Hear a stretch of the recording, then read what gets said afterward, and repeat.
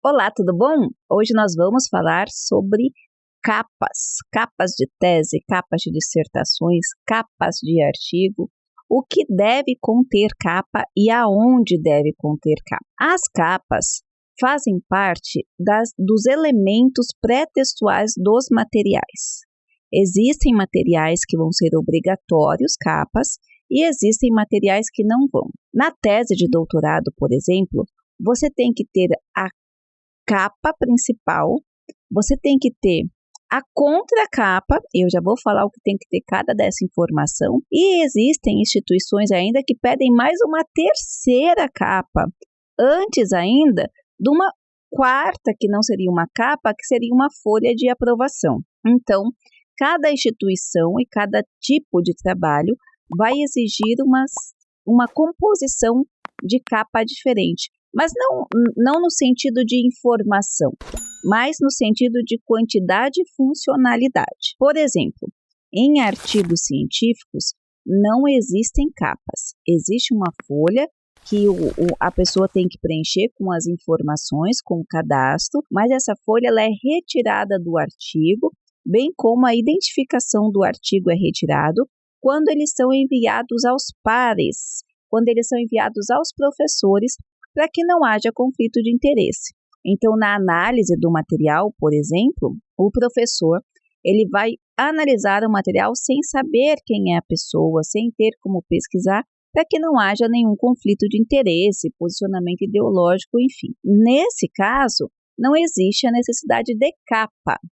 Agora, quando você fala de dissertação de mestrado e tese de doutorado, aí a gente vai entrar naquelas questões de capas. Mas esse modelinho também vai servir para quando você faz o pré-projeto.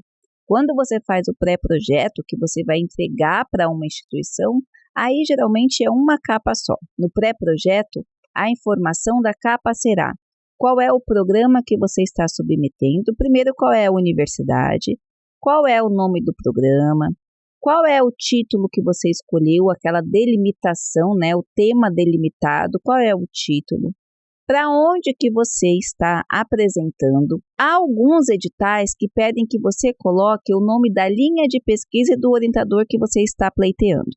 E no finalzinho, lá no meio, você vai colocar a cidade ou o estado e a data, ok? Essa é o modelo de capa principal. Não necessariamente precisa o logo da instituição. Na verdade, na maioria das normas não se fala do logo da instituição. No entanto, existem algumas instituições que fornecem o modelo de capa oficial e que já vai com esse logo da instituição, mas é uma coisa, na maioria das vezes, opcional. Algumas vezes, quando você vai depositar no final, tá? Quando o seu trabalho já foi aprovado, se pede mais uma capa no sentido de servir como base, como parâmetro daquela capa dura que algumas instituições ainda pedem. Não são todas as instituições que continuam pedindo que você entregue a dissertação ou a tese com a capa dura, tá? Então, vai depender da instituição. Existem algumas que já estão com repositório, não mantêm dados físicos, não, esse dado físico, essa compilação de materiais apresentados, e já outras ainda mantêm esse modelo tradicional, embora isso é bem estranho, porque muitas instituições acabam jogando, né, queimando esses materiais depois de um certo tempo, mesmo porque hoje com os repositórios, com toda a tecnologia que nós temos, ainda existem pessoas que não pensaram que as pessoas não usam mais esse modelo que a gente tinha antigamente. Quando eu comecei minha vida acadêmica lá atrás, eu lembro que eu ia na Universidade da USP ou na própria Mackenzie, e aí a gente tinha um acesso a uma sala só de monografias, dissertações e teses, e nós tínhamos que usar, saber o númerozinho, conseguir encontrar o que a gente queria. Era bem divertido. Mas é uma dinâmica que hoje a gente não realiza mais. Hoje é uma dinâmica que os acervos eles realmente se tornaram digitalizados. Então, fica a dica aí até para as instituições repensarem. Mas vamos falar um pouquinho mais de capa para a gente focar aqui no vídeo que a gente está fazendo, que é sobre essa dúvida, né? O que deve ter a capa, quando deve ter, enfim. Na dissertação, quanto na tese, dissertação de mestrado ou tese de doutorado, as informações que vão na capa são praticamente as mesmas. Igualzinho àquela que eu falei do pré-projeto.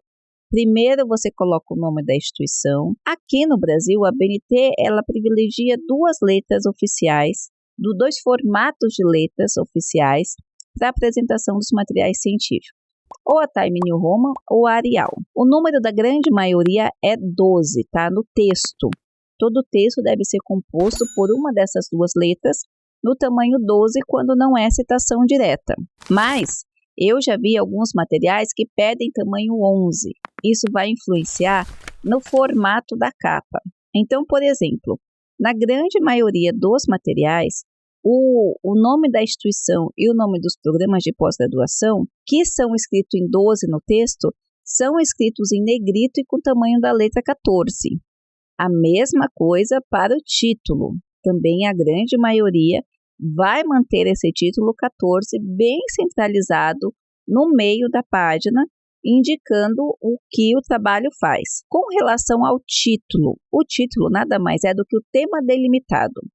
O correto, embora alguns programas não façam e alguns professores não orientem, o correto é que ele seja ali já uma indicação dos objetivos do trabalho. Mas tem muitos professores que acabam querendo o nome bonitinho e muitas vezes ficam perdidos.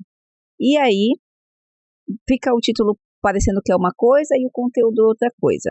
Mas tecnicamente falando, se você você é uma pessoa objetiva, se você quer evitar, né, esses problemas de erro, ou se colocar à disposição de crítica, vale a pena você pensar que a sua delimitação de tema, o seu objetivo, a sua questão norteadora, eles vão esclarecer, eles vão emergir, né, vão dar proposta para o título por si só. E aí, você coloca ali na primeira capa essas informações, o seu nome, obviamente, né, que você pode escolher colocar acima ou abaixo do título, e no final você coloca cidade, estado e ano. Na contracapa do material, você vai repetir essas informações. No entanto, você vai colocar em recuo, tá? Numa letra menor, então se você está usando 14, por exemplo, você vai usar 12, num recuo bem recuo mesmo. A gente fala em recuo de 5 a 7, depende da composição ali. E aí você vai colocar que o trabalho trata-se, por exemplo, se for dissertação